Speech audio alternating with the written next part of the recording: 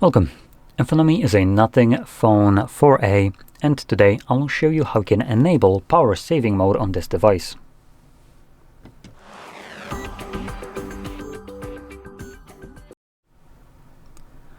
So, to get started, you will want to swipe down from the top of your screen and then do that once more to extend the list of visible toggles. Now, somewhere here on one of the pages, we should hopefully find our power saving mode, and I can already see it. But if you can't find it, which will look like this, you will always be able to add it, in this case by clicking right here on this pencil and then finding it somewhere in this list right here. When you find your power saving mode, which also gives you the labels for it, you can just simply click on it. You can see it would get added, and then when you go back, it would stay added. So for me, power saving mode was right here, so all I will need to do is just click on it. It brings up this window with a quick message: turn on battery saver. Battery saver turns on dark theme, restricts background activity, and delays notifications. Now, the most important portion of this entire message will be the last one: delays notifications. It's not really what it does, it's just how it does it. So the way it does it is just basically prevents applications from accessing network, either by just freezing those applications or by turning off Wi-Fi and mobile data.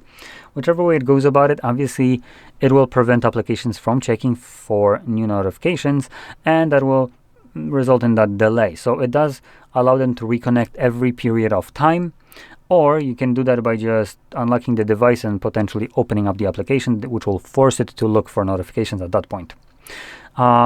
But if you rely on your device giving you notifications on time when they're being sent to you, obviously this kind of changes that.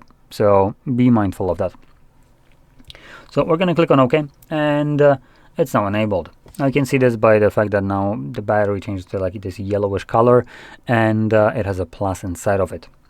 Now, another thing that will be happening is usually screen refresh rate is set to 60 frames, so it will look much choppier and slower.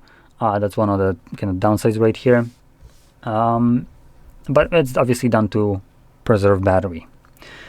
Now, once you're done with it, you can just click on this toggle once more, and this will turn it off. Now, if we hold it, it will actually take us to the settings and give us some options. Not very many, but better than nothing. So we can set it up as a schedule, and we have no schedule or based on percentage. So we can choose some kind of percentage at which point this mode would turn on. Now that's not really a schedule, that's a criteria more like. But I guess Nothing didn't figure out the difference of what a schedule actually is. Schedule means at a given time, not at a percentage. So unfortunately you cannot actually set a schedule, even though the name literally says that. But you can set up basically some kind of precaution in a way that if your battery falls to 35% or lower, or whatever you set it up to, this mode will automatically turn itself on. So that's pretty nice. And the other option at 90% to automatically turn it off is enabled by default.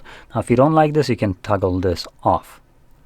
Now, one last thing to check would be in the settings to hopefully maybe we can get an info on how long the battery will last with this.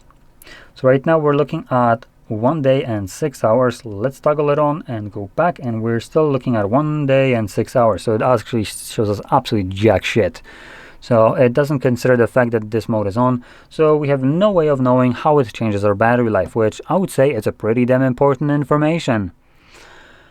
So that's unfortunate, but in this case you will need to do your own research to check out how long your device lasts, and this also kind of will change over time based on your battery usage in a way. So number one, your device might learn how to use the device and then do certain things at specific times when it expects that you don't use your phone.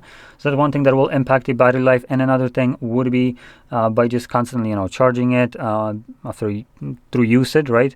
The battery will slowly degrade. Through that degradation, it will hold less charge, and therefore your battery will die quicker.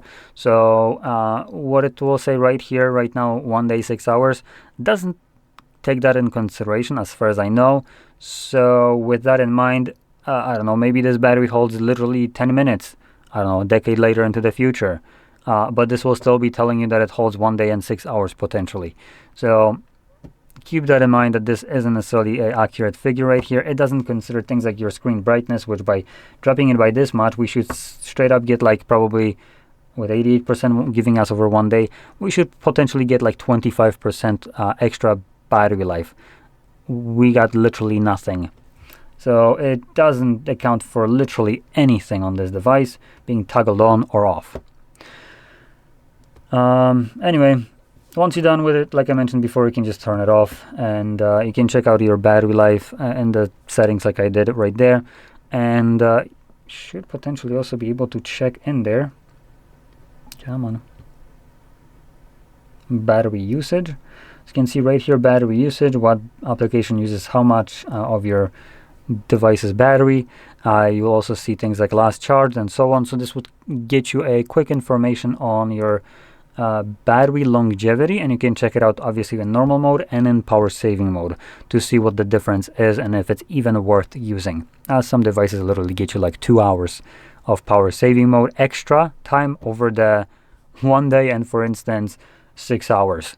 Wow, so I get 1 day and 8 hours. What a great increase. It's literally a margin of error at that point.